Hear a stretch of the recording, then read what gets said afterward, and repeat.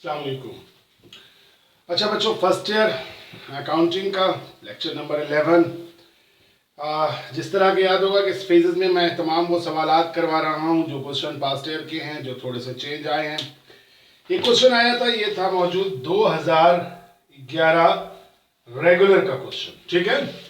2011 regular का question number था 3।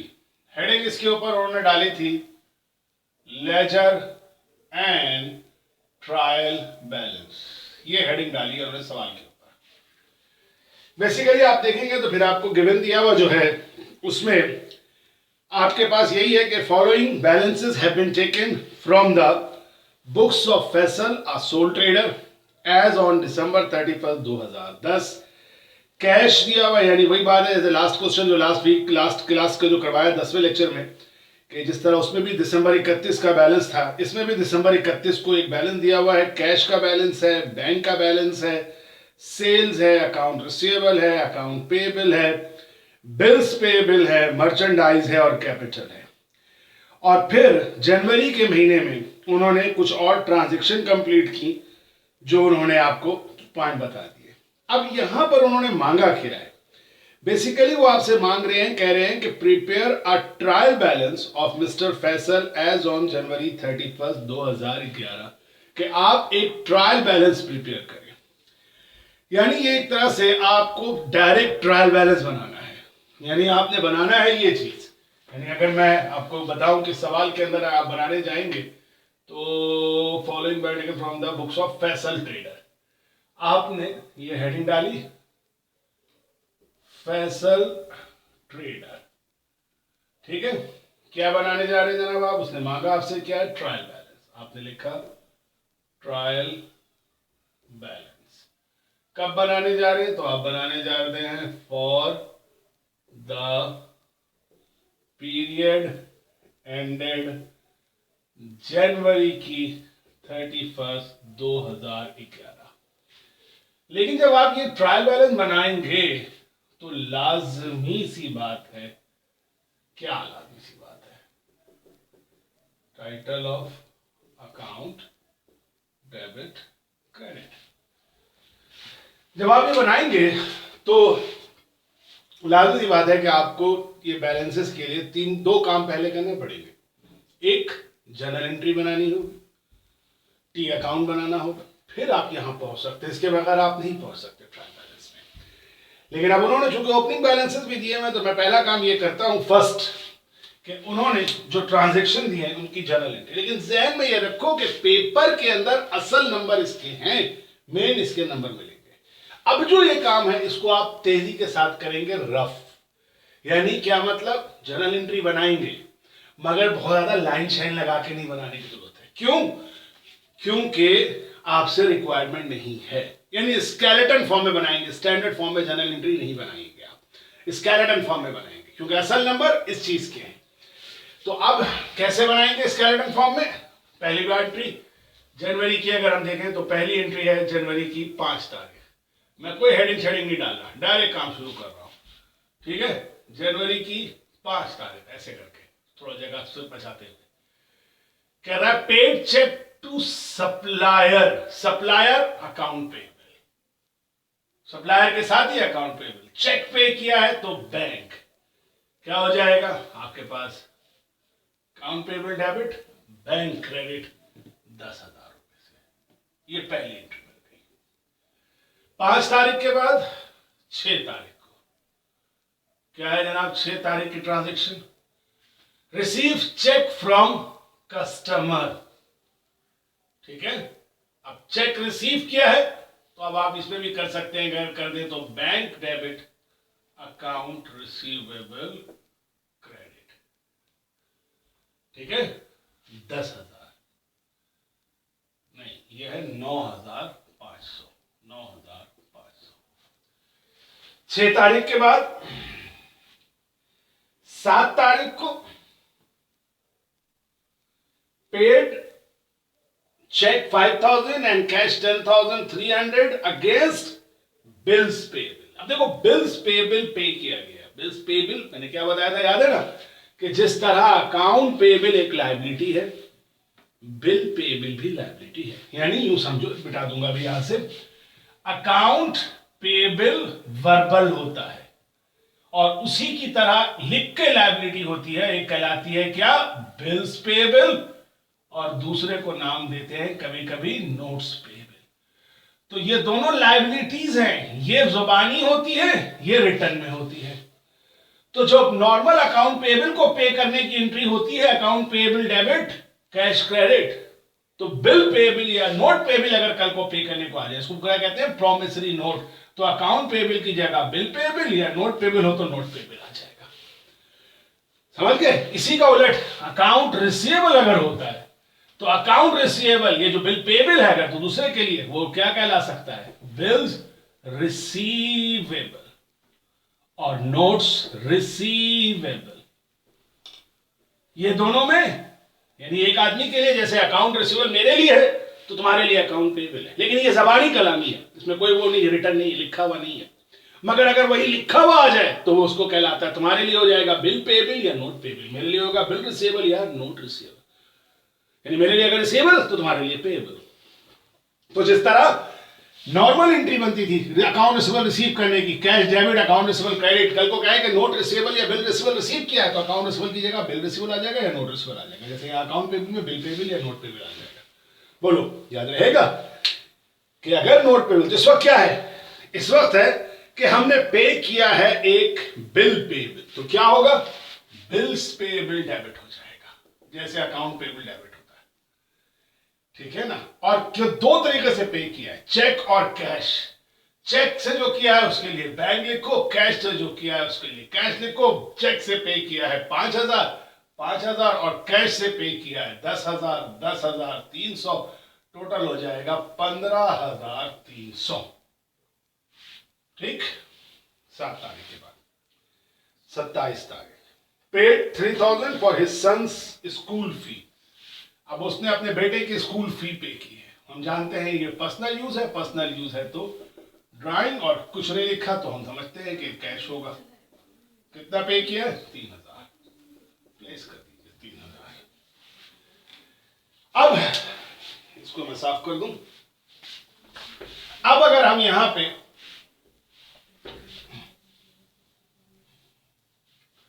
यहां तक एंट्री कंप्लीट होगी, अब एंट्री के बाद लाजमी सी बात है कि आपको क्या करना होगा, ट्रायल बैलेंस दर्शाने के लिए टी अकाउंट बनाना होगा।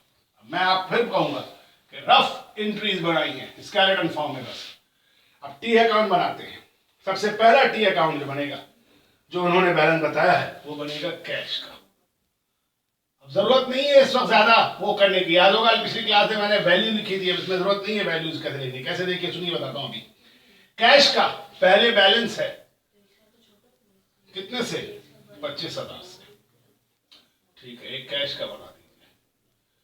फिर एक बना दीजिए किसका, बैंक का बना दीजिए। अब इनका जरा बड़े बड़े बनाइएगा क्योंकि कैश और बैंक की ट्रांजेक्शन ज्यादा है तो पोस्टिंग ज्यादा है। बैंक है 15,000 रुपए, बैंक का बैलेंस 15,000 रुपए। बैंक के बाद सेल्स का बना दीजिए, सेल्स का बैलेंस है 27,000 रुपए। सेल्स के बाद अकाउंट रिसीवेबल का बना दीजिए, अकाउंट रिसीवेबल का बैलेंस है 12,000 रुपए। ये सब मैं ओपनिंग बैलेंस लिख रहा हूं, 12,000 रुपए। उसके बाद अकाउंट्स पेएबल का बना दीजिए, उसका बैलेंस है 25,000 रुपए। उसके बाद बिल्स पेएबल का बना दीजिए,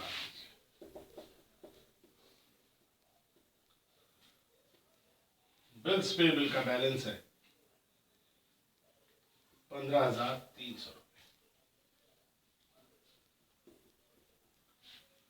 फिर क्या मर्चेंडाइज का बना दीजिए,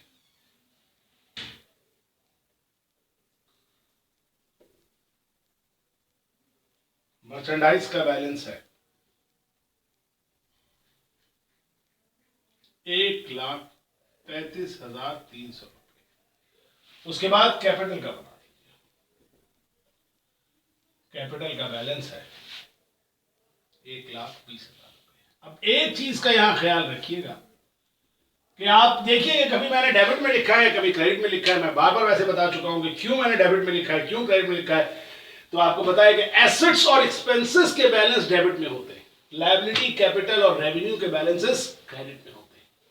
कैश एसेट था डेबिट, बैंक एसेट था डेबिट, सेल्स रेवेन्यू है क्रेडिट, अकाउंट पेबल लायबिलिटी है क्रेडिट, बिल पेबल भी लायबिलिटी है क्रेडिट, अकाउंट रिसीवेबल एसेट है debit, capital honour equity credit, merchandise asset. अब सिर्फ इस एंट्री की पोस्टिंग करिए। क्या करिए, अकाउंट पेबल 5 तारीख को डेबिट हो रहा है, ज्यादा डेट वेट में आने की जरूरत नहीं है क्योंकि इसकी रिक्वायरमेंट में पैसे नहीं है, नंबर नहीं है, इसलिए इसे छोड़ दीजिए। हाँ सही कहा आपने, पैसे नहीं है इसके, कोई मतलब नंबर नहीं मिलेंगे। 10,000 से डेबिट। अब यहाँ पे आपको लिखना सिखाया था ना, याद है लास्ट क्लास में कि बैंक लिख देगा। अब जरूरत नहीं है भी लिखने की क्योंकि हमें असल उसके नंबर है, डायरेक्ट करिए।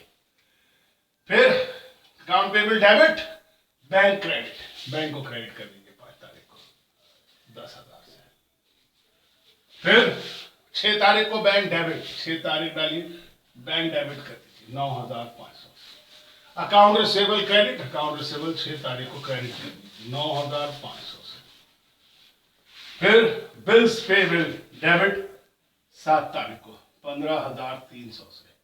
बैंक क्रेडिट कर दीजिए 5,000 से